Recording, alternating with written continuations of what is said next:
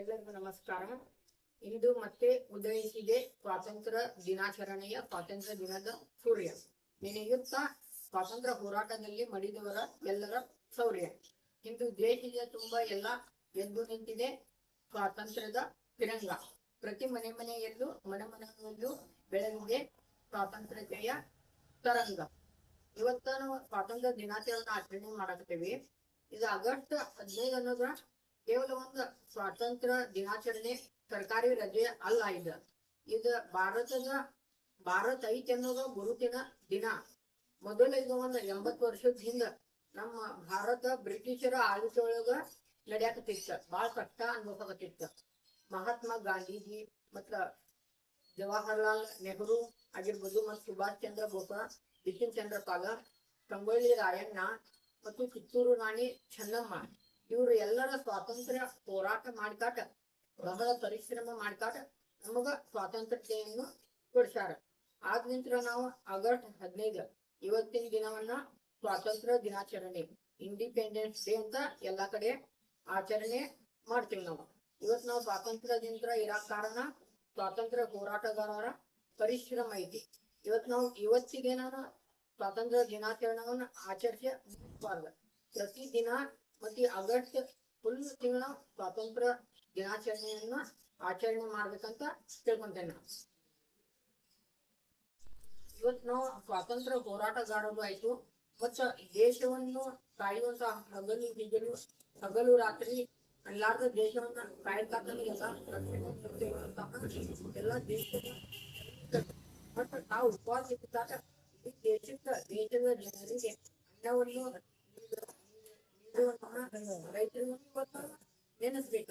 ರೈತರು ಮತ್ತು ಯೋಧರು ಇವರು ದೇಶದ ಬೆನ್ನೆಲುಬು ಆಗ್ತಾರ.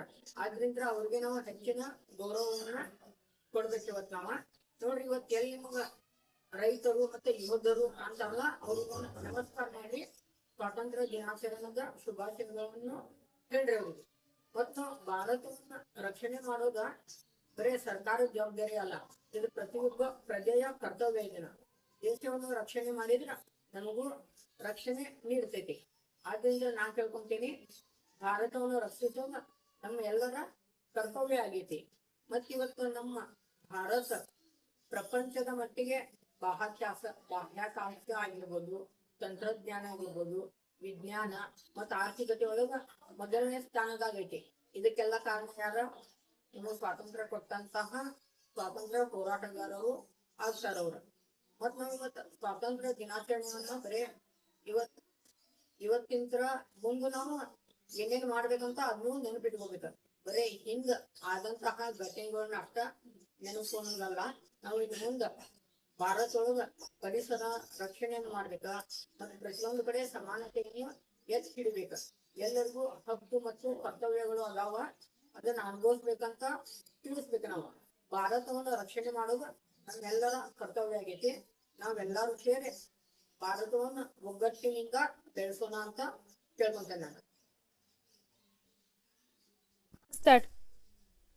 ತ್ಯಾಗ ಬಲಿದಾನಿಗಳ ನೆನಪಿನ ಜ್ಯೋತಿ ಹಾರಲಿ ಮುಗಿಲೆತ್ತಕ್ಕೆ ತ್ರಿವರ್ಣದ ಕೀರ್ತಿ. ಏಕತೆಯೇ ನಮ್ಮ ಬಲ, ಪ್ರಗತಿಯೇ ನಮ್ಮ ಗುರಿ.